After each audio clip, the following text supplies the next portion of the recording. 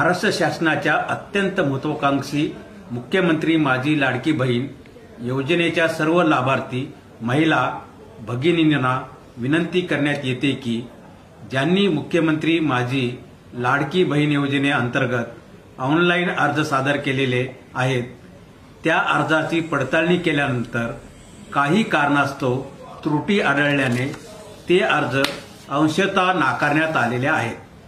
तसे संदेश आपल्या मोबाईलवर आलेले आहेत व त्यामध्ये अंशतः अर्ज नाकारण्याचे कारण देखील नमूद केलेले आहे।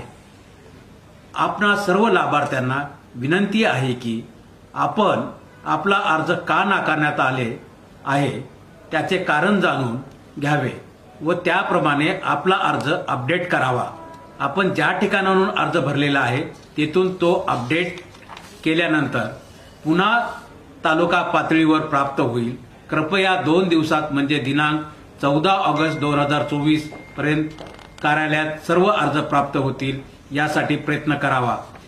शासनाच्या या महत्त्वाकांक्षी योजनेचा लाभ प्रत्येक लाभार्थी महिलेला मिळावा यासाठी हे अर्ज तात्काळ 2 दिवसात अपडेट करून घ्यावेत असे आपल्या जिल्ह्याचा जिल्हाधिकारी या नात्याने मी आपणास आवाहन करीत आहे।